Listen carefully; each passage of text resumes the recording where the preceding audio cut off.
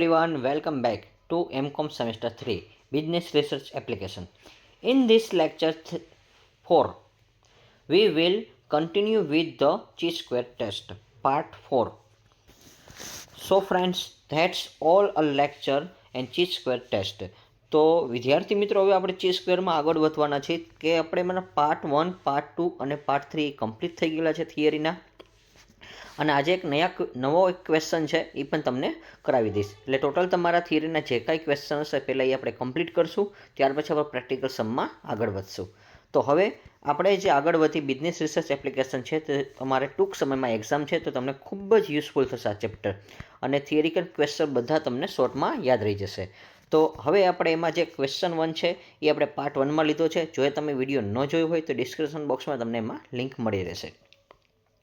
તો ફટાફટ પહેલાં તમારે પાર્ટ 1 છે એ જોઈ લેવા છે કે ચી સ્ક્વેરના ગુણધર્મ આપણે કરાવી હતા, પ્રોપર્ટીઝ જે આપણે કરાવી હતી તે. તો તેમાં 7 પોઈન્ટ છે, તો એ ખાસ તમે નોટ ડાઉન કરજો.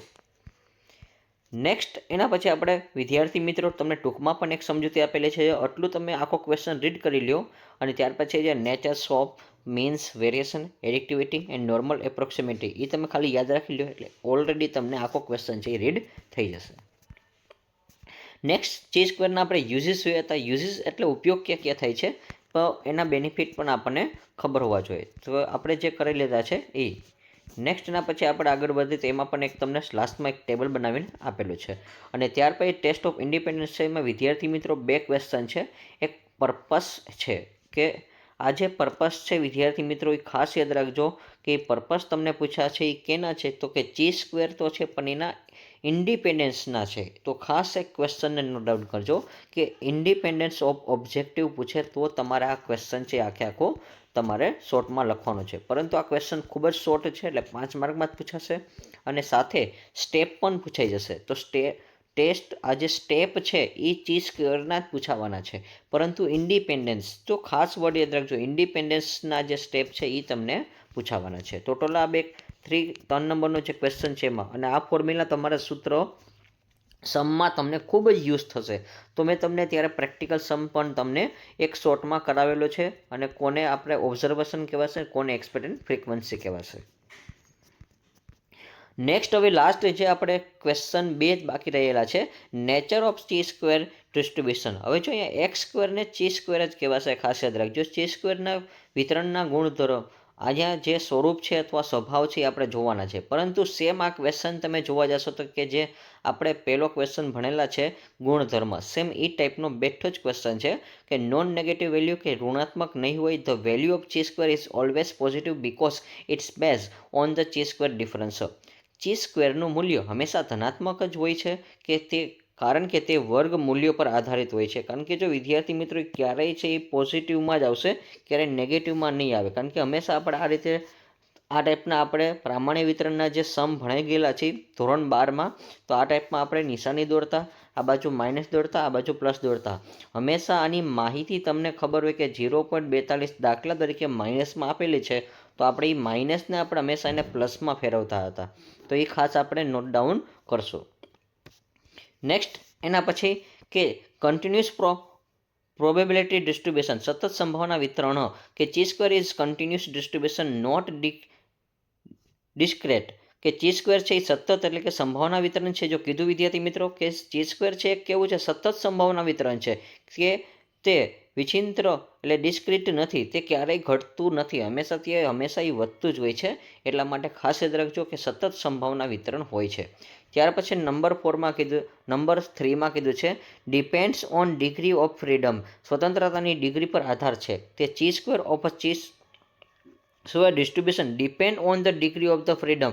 તો ડીએફનો મિનિંગ ખાસ યાદ રાખજો વિદ્યાર્થી મિત્રો, ડિગ્રી ઓફ ફ્રીડમ આપણે લખેલું છે કે ચી સ્ક્વેર વિતરણનો આકાર સ્વતંત્રની ડિગ્રી પર આધાર રાખે છે. જો હંમેશા આકાર એટલે કેવો કે સતત ઢાળતો હોય એવો, કે હંમેશા ઢાળવાળો આકાર છે આપણે પસંદ કરતા હોઈએ છીએ એટલા માટે.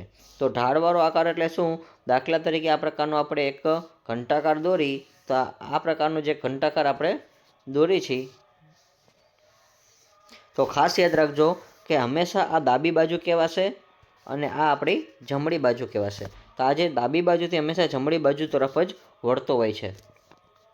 નેક્સ્ટના પછી આપણે આગળ વધી કે નંબર 4 પોઝિટિવ સ્ક્યુડ એટલે કે જમણું વાકડું કે જમણી બાજુથી વાકડું છે એ નાનું નાનું થતું જાય છે કે chi square distribution is positive skewed એટલે કે રાઇટ ટેલ્ડ કે ચી સ્ક્વેર વિતરણ જમણે વાકડું એટલે હોય છે. અને હા, ઓલરેડી ક્વેશ્ચન 1 છે વિદ્યાર્થી મિત્રો, જો તમે પાર્ટ 1નો વિડીયો જોઈ લેશો તો સેમ આ ગુણધર્મ જ છે. તમે માનશો તો પણ અહીંયા પ્રશ્ન છે તમને ફેરવીને પૂછેલો છે એટલે મેં તમને આ સોલ્વ કરાવેલો છે. અપ્રોચ નોર્મલ ડિસ્ટ્રીબ્યુશન એટલે કે સામાન્ય વિતરણની નજીક જ હોય છે.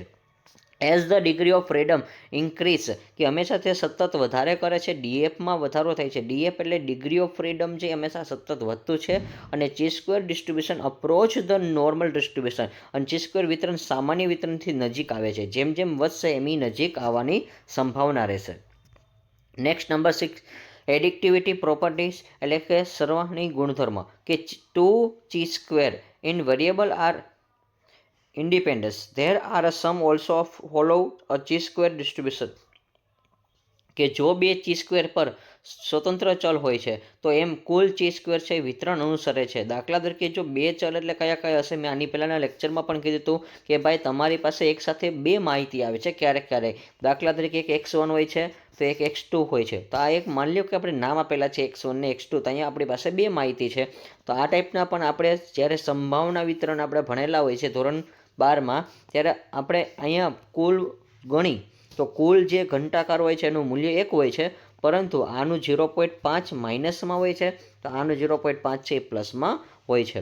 પરંતુ તમારી પાસે આવી રીતે જ્યારે x1ની માહિતી હોય અહીંયા લખો છો એટલે અહીંયા x1 કહેવાશે, તો અહીંયા x2 કહેવાશે.